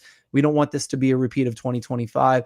I think we can all agree that's fine, right? That's an easier argument than this happened last minute. No one knew, the communication wasn't clear. We tried something and they turned it down and now we're mad at each other. That's not how you want this to play out. To be fair, there are some of those requirements. So you do have to have things pre-approved if you're bringing them into the stadium. The problem is the short window ahead of time and the lack of communication that occurs, where if you're wanting something significant like this banner and you're wanting a significant moment where you're having kids with cancer are a part of this, and you have to work with them ahead of time, and the club doesn't get back to you until a few days before the match. Like these are timeframes that are condensed for no reason, and they should be figured out well ahead of time so they can be implemented properly and everybody's on the same page later. There's no feasible reason you can't use this to say, all right, we can have this conversation in February so that when September comes around, we know exactly what's approved. We know that this is a big deal. This isn't like you're trying to bring in one flag or one banner for a one-off situation, something that happened last week. This is supporting a cause. So that's why I challenge not just City, but both sides, because it's going to be a kind of a Herculean effort, I feel, for the SGs to be thinking that far in advance and to figure it all out for the whole season. Yeah, that's a big ask, but City has to be on board with wanting to do that as well. I want to apologize. I said a leader of men. I work in construction, guys. I'm sorry. I mostly lead men, but there's men and women involved here. Last thing I'll say, I just want to be contrary just a little bit, is that I think it is obvious to allow pride flags and not fight that. Yeah. But when we looked at, like, even if you look back at, like, they chose the name St. Louis City, and the immediate pushback was from county folks and St. Charles folks, Jeffco folks. Like, I understand where they were coming from on that. And you just have to remember two things. One is that St. Louis City has to represent this entire extended metro St. Louis area, and they have to represent all these people. So, like, if you think there's not MAGA people in that stadium on a regular basis, you're freaking crazy. And we have to remember that MAGAs, they're Americans too. We all have to, like, figure this thing out together. And St. Louis City, this is just a small microcosm of what's happening in our country. So, like, they have to represent everybody. And so we can't just simply say, pride flags are allowed and then only kick out MAGA people. I just want to make sure that we're, like, clear that we're not, like, one-sided here, because we want as much freedom of speech as we can get while still keeping politics out of soccer, right? To some extent. And we got to find out where that line is for social movements, people feeling included. And I think people can feel included on both sides. So it's important to me. I'm just trying to think of, like, the Constitution. I'm trying to think of all Americans here, because I think this could come off wrong, or maybe people hate me for saying this, but I think it's really important that we're all Americans and we're all welcome in that stadium. And so I just don't want that to go unlooked at here, and that St. Louis City is in a very difficult place. And so I'm glad they're trying to figure this out, and they're in a tough place, but hopefully it's a little bit smoother going forward. And honestly, hopefully we don't have two extremes going at each other at a game. That is very difficult. Well, and I do feel that you should just draw a line, whether people are going to agree with it or not, in what you consider political. Maybe you have to spell it out more clearly to include things you wear. The hat is political. It was created by the person running for president to support them. Whether you think it's evolved into something else or not, that's what it was, and that's what it is. The thing that I think is possible is to have things in the stadium, whether it's a banner, a sign, a flag, or whatnot, that is a symbol for something that somebody might consider political or not political, but you're okay with it just existing in the world, just like we're okay with things existing in the world. And I think of Pride Nights when we have players on our team who do not wear the pride top. And I think about it from a perspective of, I'm really disappointed in that player for not supporting this cause, this social cause, this equality push, and this symbol for equality. I'm disappointed in this player. But if I flip the narrative and I try to get into that player's shoes, is that player not playing for our team for that night because they don't believe in that symbol? They don't believe in that flag and that cause? No, they're just not wearing it. It exists around them because there are people who do believe in that. It's a social cause. It is an identity for Americans. And you don't have to subscribe to that identity or that social cause to be okay with others around you having it. The difference is, for the club, is just you're going to have to at some point decide and back and stand with the fact that this is political, this is not okay. And you're going to be making people upset, but base it on facts, right? Base it on factual, data-driven decisions. Whether you cite who currently wears it and why, or at some point you're going to have to make that call, make that stand, and have data to back it up. That's the trick. Ooh, well, I really liked what you said about, you know, players should be able to make their choice about what they wear or don't wear, because that's a cultural issue, because that makes it kind of argues the other side, right? That's what I'm trying to do. I like that. I What try to did put you my finish with there though? Like, what are the facts? What do you mean by the facts? so any kind of code of conduct change that city comes up with to better navigate these waters. Okay, thank you. If Okay. they say we're not going to allow political attire to be Mm, worn inside Energizer Park, give examples, give data-driven reasons on why you consider this political. yeah. If you're going to draw a line, and I don't believe the line can be drawn where it is now. I don't think it's a good line, personally. Where do you feel like the line is drawn right now? Be pertinent to the event. Okay. That's what the line is right now. Yeah, that's pretty big. It And is pretty tiny. There's a tiny, yeah. it's tiny, and it excludes childhood cancer signs, awareness signs, when that's not a club theme night. Yeah. So if it's a month that the club isn't recognizing for a game, they're not allowing the supporter groups or anyone to recognize that month in support. And that's not an acceptable line to me.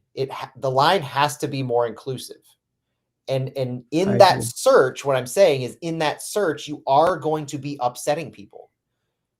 The trick and the key for City here is to back up what they're doing with data, to not exclude people, but to go with the concept of things can exist in the stadium where you draw a line and you have reasons on why you're saying something is political or not, whether it specifically references legislation, it specifically represents a politician, it specifically references something that the politician has created to enrich themselves. You're kidding yourself if you don't think that buying one of those red hats doesn't enrich a specific person. Yeah. And that person is a politician. These are lines that should be drawn, but they should be drawn with explanations, with data.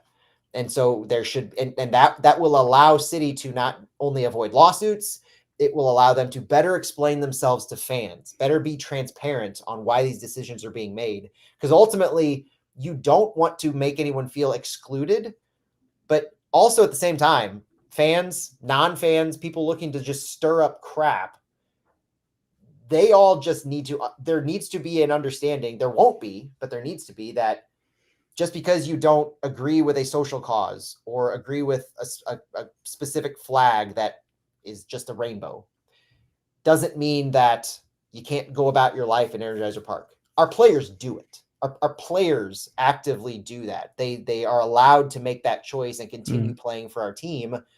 Fans should be able to do the same.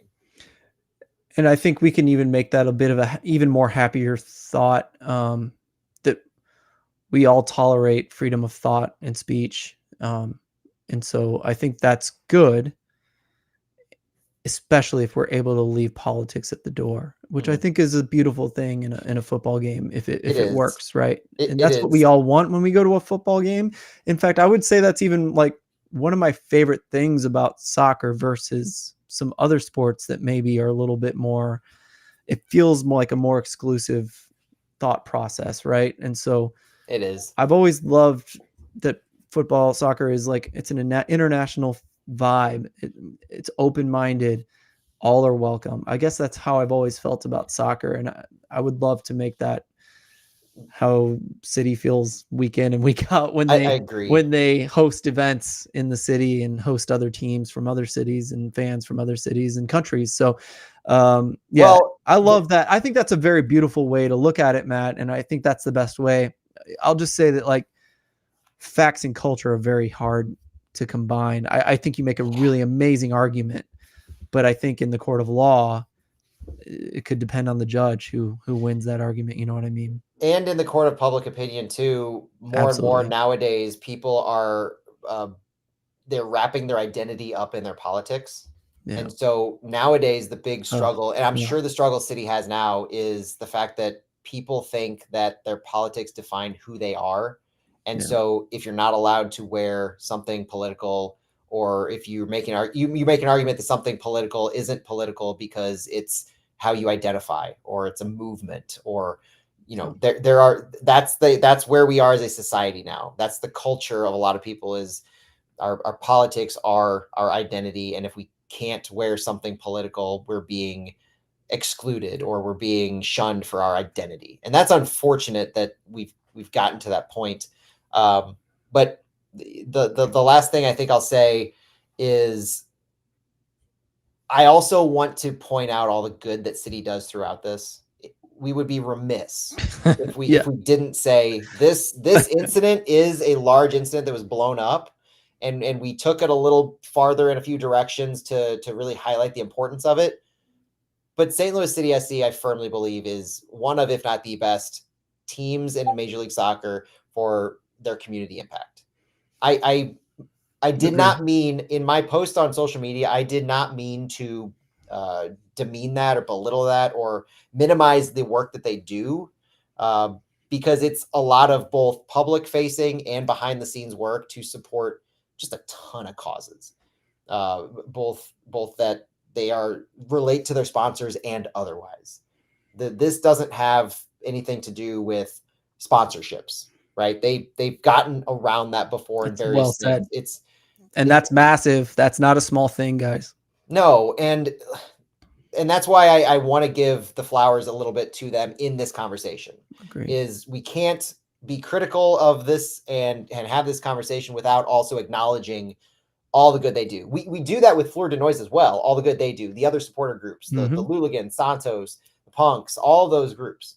City does the same thing. They have this massive community impact, and St. Louis as a city, as a county, and as a region is better because St. Louis City SC exists. I firmly believe that.